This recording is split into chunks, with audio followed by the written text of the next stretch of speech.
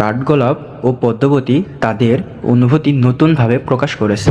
আমাদের এই সংক্ষিপ্ত গল্পের নাম কাঠগোলাপের সাথে পদ্মাবতীর স্বপ্নের ছোঁয়ায় চাঁদ রাত।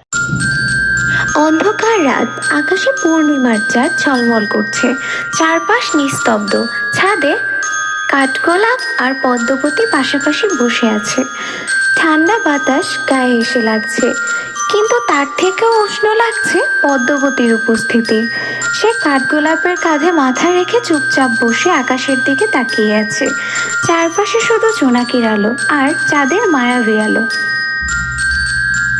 হ্যাঁ, তুমি কি চাঁদের আলো বলছো নাকি? চাঁদের আলো আবার গোনা যায় নাকি?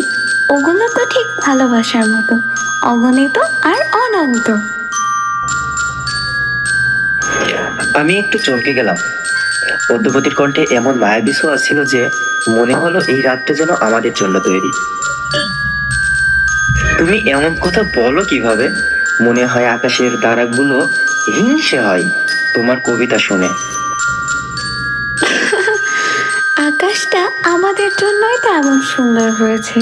তুমি যদি না থাকতে এই রাত হয়তো এভাবে পৃথিবীর বুকে ধরা দিত না।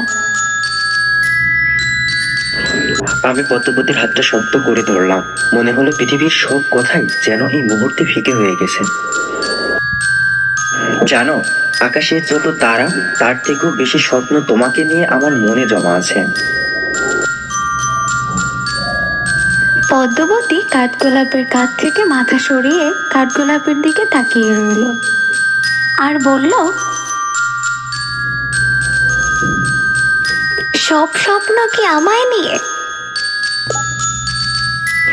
সব স্বপ্ন না, কিছু স্বপ্ন আমাদের নিয়ে। যেখানে তুমি পাশে থাকবে, আমরা এমন রাত কাটাবো আর ভালোবাসা কখনো শেষ হবে না।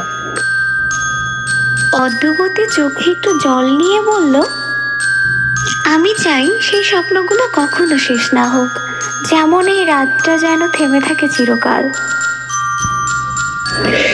এবার কাঠগোলাপ পদ্মাবতীকে শক্ত করে জড়িয়ে ধরলো, আর কাঠগোলাপ ও পদ্মাবতীর জীবনের এই রাতটা অন্যতম সুন্দর ও স্মৃতিময় হয়ে থাকলো। আমাদের এই গল্পটি ভালো লাগলে আমাদের চ্যানেলটি সাবস্ক্রাইব করে আমাদের সাথে থাকুন, আর কমেন্ট করে আপনার মতামত জানাতে ভুলবেন না যেন।